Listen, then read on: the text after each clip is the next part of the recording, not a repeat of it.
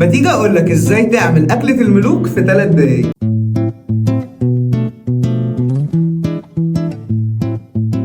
اول حاجه هحتاجها معايا كوبايتين من الرز المصري، بصلتين مبشورين، بقدونس على كزبره على شبت، كوبايه عصير طماطم، وعليهم معلقتين صلصه بالشكل ده. تعال اقول لك هنتبل البطايه بتاعتنا ازاي. معايا بشر بصلايه، ومعايا معلقتين كبار من الصلصه، عليهم معلقتين من الكاتشب ومعلقه زيت، قلبتهم كلهم في قلب بعض وتعالوا نشوف هنعمل ايه. الكاتشب والصلصه بتوعي، البصلايه المبشوره كده احط لها شويه من الزيت، التوابل اللي هتبل بيها ملح، فلفل اسمر، سنه بابريكا، ورشه من جوز الطيب.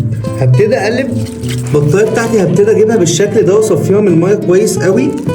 هبتدي احطها بالشكل ده في الصينيه اللي عندي. ابتدي اجيب سكينه افتحها هنا كده من الصدر عشان ادخل فيها كل التتبيله بتاعتي، وهبتدي ان انا ادخل البطه كلها بالشكل ده. هدهن البطه كلها بتاعتي. شايفين الجمال والحلاوه؟ ابتدي كمان اخد شويه من جوه البطه ذات نفسها بالشكل ده كده. اهم حاجه ان انا اسيب البطايه بتاعتي لمده ساعه في التتبيله دي قبل ما ادخلها الفرن عشان تقعد براحتها.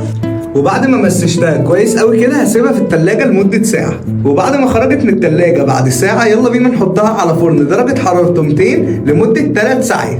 ويلا بينا نحضر مع بعض فرشة المحشي بتاعنا.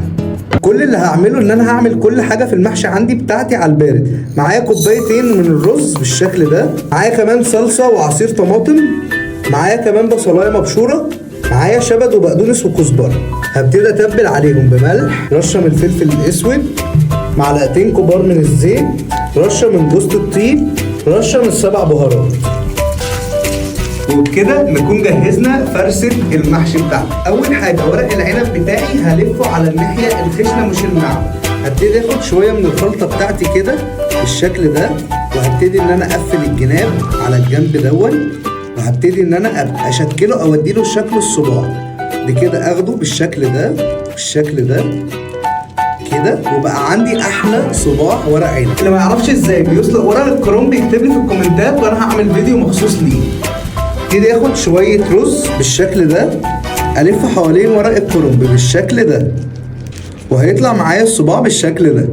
هعمل الكميه كلها وارجع اوريها لكم. وبعد ما خلصت الكميه كلها وبقت عندي بالجمال دون، يلا بيكم اقول لكم على اخر خطوه قبل التسويه.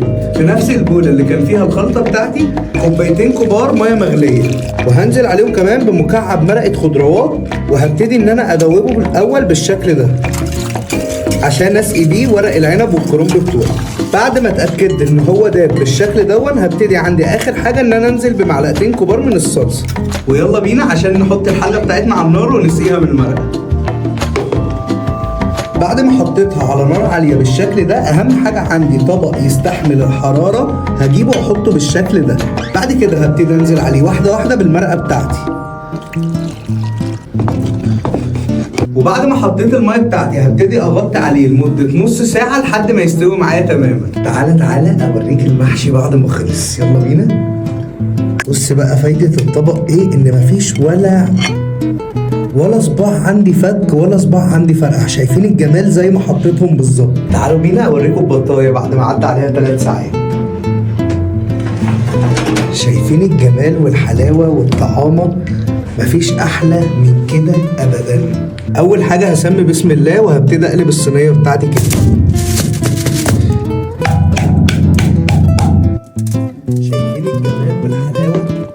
وبكده نكون عملنا احلى فطار لرمضان في اول يوم، بط ومحشي. كل سنه وانتم طيبين ورمضان كريم علينا وعليكم. لو عجبتك وصفه النهارده هستنى رايك تحت في الكومنت، وما تنساش دلعنا بلايك وشير سبسكرايب وفولو لكل منصات.